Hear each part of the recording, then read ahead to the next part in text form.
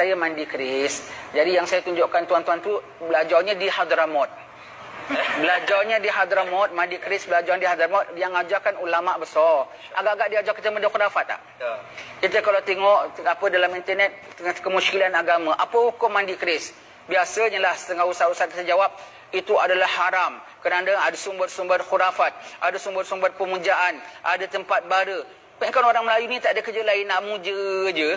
Kau tak tahu keperluan di sebalik mandi keris ini. Baba Haji sahajakan kita, ya, keperluannya begitu, ya. Jadi disebutkan begitu ini keris. Sebagaimana tuan-tuan tengok apa petang ni secara umum kita ijazahkan tuan-tuan yang dilihat di internet sekali juga boleh cari dalam internet itu yang pernah saya tunjukkan dalam bulan Ramadan. Orang Melayu mandi keris pada bulan Muharram. Kenapa bulan Muharram? Bulan Muharram kerana orang Melayu ni junjung syariat. Bulan Zulkaidah, Zulhijjah, Muharram tak boleh perang, gencatan senjata. Bulan Safar mungkin tak nak digunakan. 3 bulan tak dipakai. Entah mungkin jatuh, entah mungkin retak, kita tak tahu. Maka bulan Muharram maintenance dia as simple as weapon maintenance, menjaga senjata tu saja. Dan sayugia kita ada keris di rumah. Untuk apa tuan-tuan sekalian? Nombor satu, budaya kita. Saya masa beli keris dulu, orang jual keris tu tanya, "Inti beli keris untuk apa Zaki?" Untuk silat ke, untuk persembahan pengantin ke? Saya bilang, beli keris untuk apa? Untuk tikam lah. Siapa yang nak tikam? Siapa yang Allah wajibkan aku tikam, aku tikam. Demi kebenaran. Demi kebenaran kita bilang, ya. Apabila sekali lagi apabila saya sebut kebenaran itu termasuklah dengan undang-undang negara kita junjung tu kebenaran juga. Bukan sedikit pun tidak menyalah apa sampai polis boleh tangkap kita. Kalau sampai dah orang jahat datang rumah kita, kita baru nak call polis belum datang, pantang kita nak menyerah. Pantang kita nak menyerah, biar putih tulang, jangan putih mata. Dalam hukum fiqah kita belajar sama Habib Masyur. Kalau dia datang menyerang kita, ustaz kita pun tahu boleh rujuk kepada dia. Kalau datang yang menyerang kita orang Islam, sayugia jadi seperti yang terbaik antara dua anak Adam. Jangan lawan. Kerana apa? Kalau kita lawan boleh mempertahankan diri, tapi kita dah melibatkan dalam fitnah, khususnya pada akhir zaman. Tapi kalau yang datang menyerang kita orang yang tidak beriman ataupun haiwan, patah sayap tongkat paruh, namaku tentang juga. Langkah mayat kita dahulu. Biar putih tulang, jangan putih mata. Itulah orang Melayu. Orang Melayu mengatakan, biar mati anak, jangan mati adat.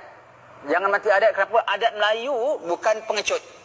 Adat Melayu tidak protek orang salah. Kalau anak aku salah, anak aku biar mati, ditindak, tak apa.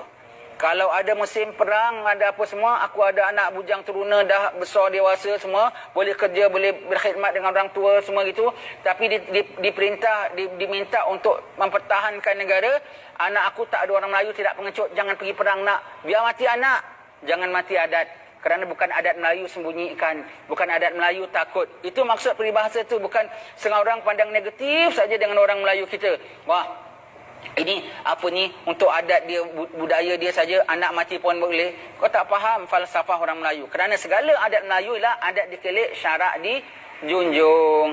Sampai kulit mudik ke Tanjung. Sampai ke Tanjung jalan dipaya. Adat dikelik, syarat dijunjung. Tidak Melayu hilang di dunia. Begitu orang Melayu. Sampai bila-bila lagi, ya. Jadi kita bilang orang Melayu kena tahu apa yang ada dalam alam Melayu. Kalau tidak nanti kita tak tahu perkara yang patut, yang baik, yang bagus dah ratusan tahun. Dah ratusan tahun. Jangan sebutlah ini budaya Hindu. Orang Melayu dah tinggalkan agama Hindu dah ratusan tahun, hampir 1000 tahun. Bayang-bayang budaya Hindu pun dah tak ada dalam Melayu kita. Bayang-bayang pun dah tak ada lagi. Pasal orang yang baru kenal bangsa kita, dia tengok, ini dia tak faham. Dia tak faham. Maka orang Melayu kena faham. Kalau tak faham, semua keris kau tumpul. Dan perlu kita ada senjata ini kerana mengamalkan firman Allah Ta'ala. Kita perlu ada pertahanan terhadap musuh, ya.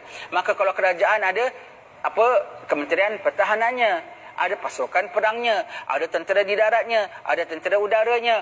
Kalau kita individu, inilah juga senjata kita, tuan-tuan sekalian. Mempertahankan diri kita, mempertahankan anak isteri kita, mempertahankan maruah kita. Kerana apa? Undang-undang dari Allah Subhanahu Wa Taala untuk keselamatan kita. Maka inilah benda kita dah menjaga orang Melayu selama ratusan tahun, tuan-tuan sekalian. Ratusan tahun, ya.